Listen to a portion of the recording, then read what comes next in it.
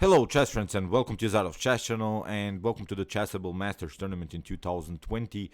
We are now already in the quarterfinal stage. It's Magnus Carlsen versus Fabiano Caruana, so the two top grandmasters are facing again against each other because they already faced this month in this Clutch Chess International tournament in 2020. So it was maybe finally time for Fabiano Caruana to make something happen against Magnus. Fabiano has lost now every match game against Magnus. It's really time for him to make something happen against the world champion.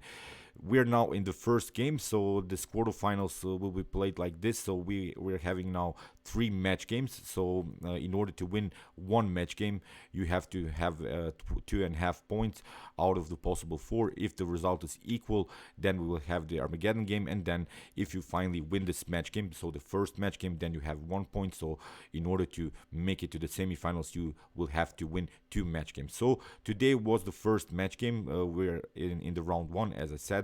Magnus played with the white pieces and opened with the move d4. So Fabiano responded with the move knight to f6. We have c4. After e6, we have knight to f3, the counter Nimzo setup, but we are not allowing this idea bishop to b4 because it can be met with knight to d2. Here in the game d5, which is now the most often played, I think, line in top grandmaster level. It's this queen's gambit decline.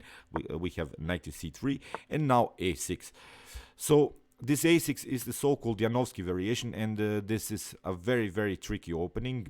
But here Magnus Carlsen will also show what are the weaknesses of this particular opening. Okay, you have played this move a6. The positional threat here is to play d takes c4 followed with b5, because then you would have a very nice pawn chain. So that's why Magnus undermines the pressure in the center with c takes d5. If you have the problems to play against Janovsky, my recommendation is really to play this exchange variation in the center. After e takes d5, we have now bishop to g5. Bishop to e6, which was also played in the Clutch Chess International tournament between Fabiano and Magnus Carlsen. Fabiano also tried this bishop to e6 idea. This bishop is staying here for a while because we have already taken this square g5 with our bishop, so this bishop cannot be attacked by a knight. So far this bishop's activity is perfectly fine, because what black does here as a strategical advantage is here this 3 versus 2 situation on the queen side. So black is trying to make something happen here, maybe with some c5, b5 moves, maybe even a5 if the position allows it. So black is trying here to play on a majority attack. But what Magnus Carlsen will do here on the queen side is the so-called minority attack. So it's sometimes possible to play an attack with your 2 pawns against your opponent's 3 pawns. The idea behind this minority attack is to provide weaknesses. Maybe we can trade off some pawns, but then black is continuing maybe the game with this weak c pawn, maybe with the weak b pawn, or we could maybe provide some weak squares in our opponent's position. So maybe there are some unprotectable squares here on c5, maybe a5. So in what white is trying to do here is really to make something happen with this 2 pawns versus 3 pawns. So basically this whole game is really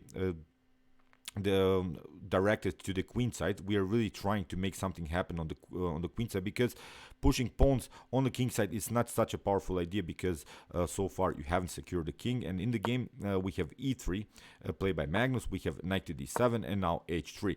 This is a very important move in this setup, because there is this threat. Let's see, maybe if you play something like bishop to d3, then you can be challenged with h6. Then if you try something like bishop to f4, knight to h5 is the idea, then again to challenge the bishop. So this h3 move is a very important move, because then you can escape with your bishop maybe to f4, and then with your bishop to h2. You don't want to lose this bishop, this dark square bishop, at least not for a knight. Because the problem is now, if you lose this bishop, then black has a powerful control of dark squares all over the board. Here in the game, bishop to d6 was played, so you have to compete with this bishop. This bishop is the best minor piece of black's on the board. We have bishop to d3 and now c6. If you play something like c5, don't be scared about this move. If you play from white's perspective, I think that d takes c5 is perfectly fine. Even if your opponent can take here knight takes c5, it's not a problem. Don't be scared, because the problem for black is now that black is continuing the game with an isolated pawn, which is of course a weakness. I think in this position you can even castle. allow your opponent to get rid of the bishop here. But after queen to d3, you see we have a clear target on the board. It's of course the d5 pawn. The knight is pinned here still. The knight is of course combined with the bishop, the key defender of the d5. So I think we can even double up here with rook to d1 and simply attack the weakness. Even if we don't manage to grab this pawn, still we can play on our blockade idea with the move knight to d4. So one of the best ways to play against isolated pawns is to create a blockade. So I think from a strategical point of view, black is worst here because of this main weakness here on d5. So in the game after bishop to d3, c6, and what black wants to do now is to play b5, knight to b6, and then knight to c4 to cement the knight here on the queen side. In the game, bishop to f4. This is now a very important moment of the game. Very nice positional trades of pieces here by Magnus Carlsen, because what black has done here, of course, black has a powerful pawn chain here, a6, b7, c6, and d5. But if you have noticed, these pawns are, many of these pawns are on like squares. So Fabiano Caruana has 6 of his pawns on like squares. So you don't want to continue then, of course, the game with the light square bishop. You want to continue the game with the dark square bishop. And here, Magnus Carlsen gets rid of, as I said, the best minor piece of blacks on the board with the move bishop to f4. If you take, this wasn't played in the game, but let's see what happens if you take bishop takes f4. Then after e takes f4, I'm not seeing a good way how black should protect this pawn, this weak square on e5. So in these setups, whenever you see that this position in the center is static, we're always searching for the squares that we can attack on our opponent's side of the board. So now a5, c5 is also sort of a weakness. Even d6 here is a weakness. You see b6, c7. This whole dark squares on the queen side and also here in the center are really weaknesses, because you get rid of this dark square bishop, which was basically the key protector of this dark square. So I'm not seeing a good way how black should proceed. There is now also this immediate threat to play the move f5, even trap the bishop here on e6. So you would be forced to play something like knight to b6. But now I think knight to e5 is a very, very nice idea. We can even again try this f5 move. So that's why Fabiano played this move queen to c7, and Magnus simply takes bishop takes d6, queen takes d6.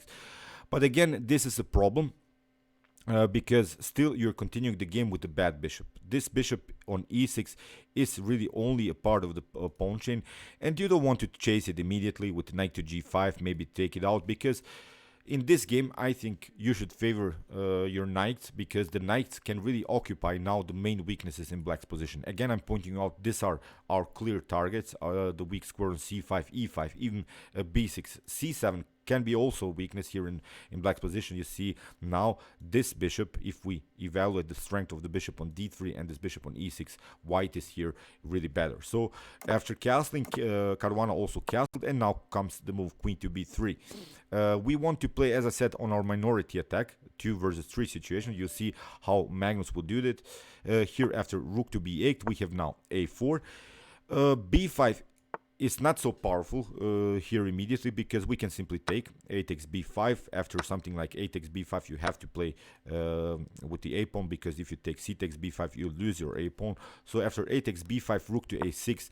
And again, this is really a weakness. You see how this minority attack works, because we have now really clear targets. It's the pawn on c6. Also the b5 can be attacked, and also here a weakness on c5. So it wouldn't be a good continuation here to push the pawn on b5 immediately. In the game, Caruana tried rook to e8, and now queen to a3. Here, a simple idea by Magnus Carlsen. Again, what Magnus does here, he wants again to trade off the piece that's protecting the dark squares. So he got rid of this dark square bishop with the move bishop to f4. Now we want to get rid of the queen, and still continuing the game with these 2 powerful knights. And again, here black's bishop is not good. Still we can attack these main weaknesses. So queen to c7, we have rook to c1. Very nice move by Carlsen, getting the rook on the same file like the queen. There could be some tactics on the c file. A knight to b6, and now a b4. We have rook to a8, and now very nice a5. You see how Magnus Carlsen is keeping all of his pawns on dark squares, because he has the light square bishop. So the light square bishop needs needs an activity. It's really the best here to keep the pawns on dark squares. Still, this bishop is really bad. In the game, knight to c8 played by Caruana. If you try something like knight to c4, okay, I think that white can simply give up the bishop.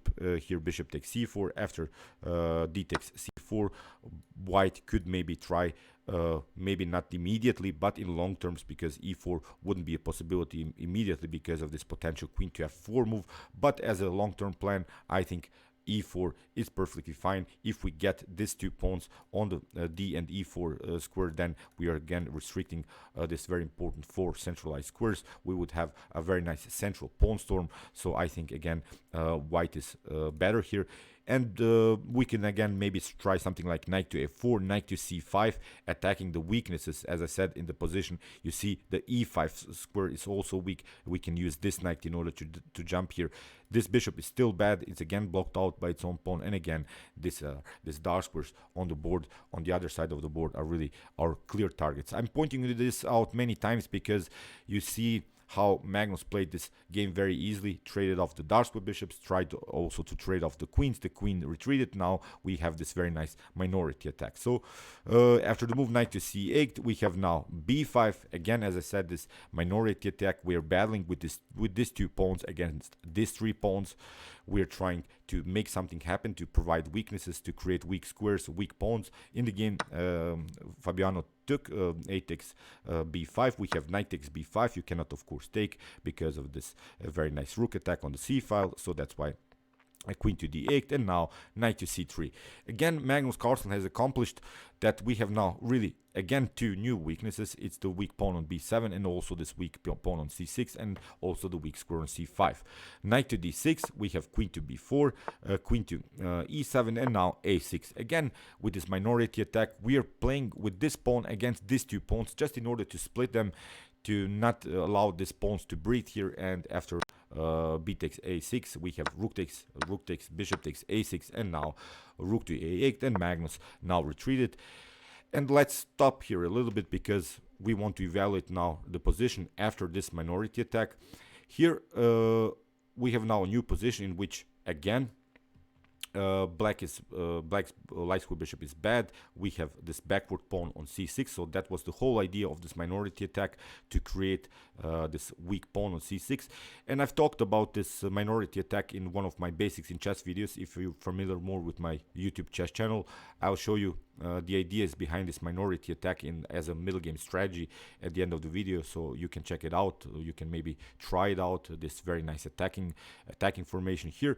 In this position, really black has really this backward pawn. The activity of the pieces is not so good. We have knight to c8, and now queen to b2, knight to d7 played by Caruana, and now knight to e2, with clear ideas to maybe play something like knight to f4, knight to d3, and again occupy here the weak c5 square. Even if black plays something like c5, I think we can again simply take. After d takes c5, maybe knight takes c5.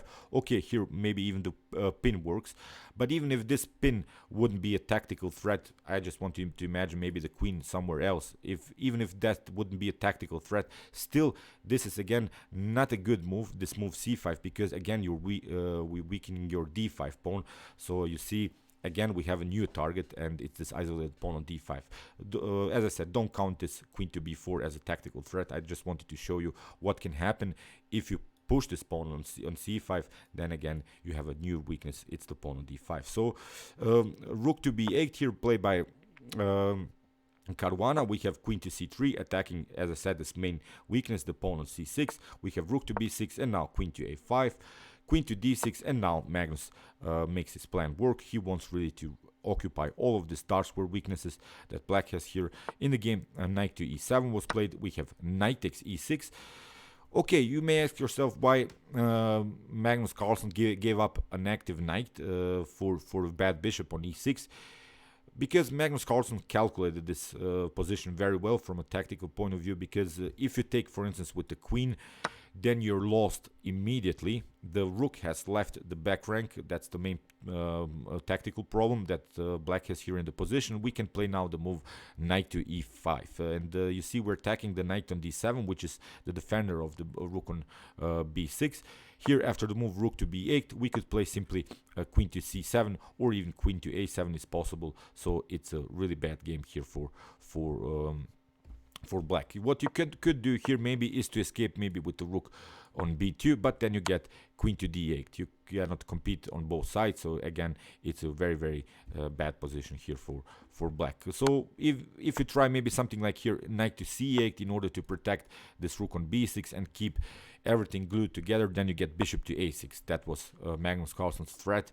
Again, if you try something like knight takes e5, then we get d takes e5, and you see this knight is hanging. If you try something like rook to b8 in order to protect everything, then you get queen to d8 and it's game over. The same thing happens. So see, if you move the knight, then you simply lose the rook here on b6. So not a good position. As I said, here after the move knight takes e6, f takes e6 was played, but again the same tactical threat is present. Knight to e5, again with this deflection motif. If the knight takes, then you lose the rook. So that's why Caruana had to play a must move here, rook to b8, in order to protect everything, in order to protect his 8th rank. And in the game, again, queen to a7, similar idea here. Knight takes e5, we have d takes e5. You cannot take the pawn because you're losing your knight on e7, so that's why queen to d8. And now Magnus activates the bishop, bishop to e2, king to h8, and now bishop to g4. As I said, this is now the main target, the weak pawn on e6. Here Fabiano tried a counterattack with knight to g6, but now f4, protecting everything. And now after rook to a8, we have now queen to c5, very nice move. And after queen to e8, Magnus simply takes the pawn. This is a new weakness, this pawn on e6.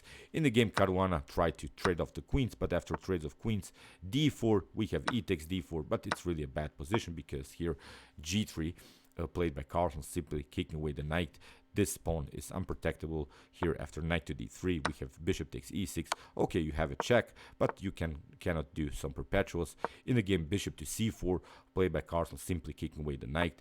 Knight to b4, attacking the rook, rook to c8. And now after king to g7, Magnus played this very important d5 move. Now we have two connected pass pawns, and in this position Fabiano Caruana resigned because you cannot do so much. You cannot include this king somehow into the defense. You get something like d6, discovery attack by the bishop. If you go behind with this rook, then you get first rook to c7, then the king has to move, and still these two pass pawns are really unstoppable. Combined with the bishop and with this rook support, this is really a completely winning endgame here for white. So great attack, great minority attack by Magnus Carlsen. So in the second game, Magnus Carlsen also won the game. So he won this first match game with a result of 2.5 to half of the point against Fabiano Caruana. So the first point of this day goes to Magnus Carlsen. If you want to see more of my commented chess games, here's the link. We're continuing now to follow this very nice tournament. In this commented chess games, I've analyzed some more games from some other tournaments, so you can check it out. And if you want to see more about this minority attack, you can also check out my minority attack video from my Basics in Chess series. And if you like this content, you can also subscribe to my channel. See you soon with some more videos, and chess is the best, of course.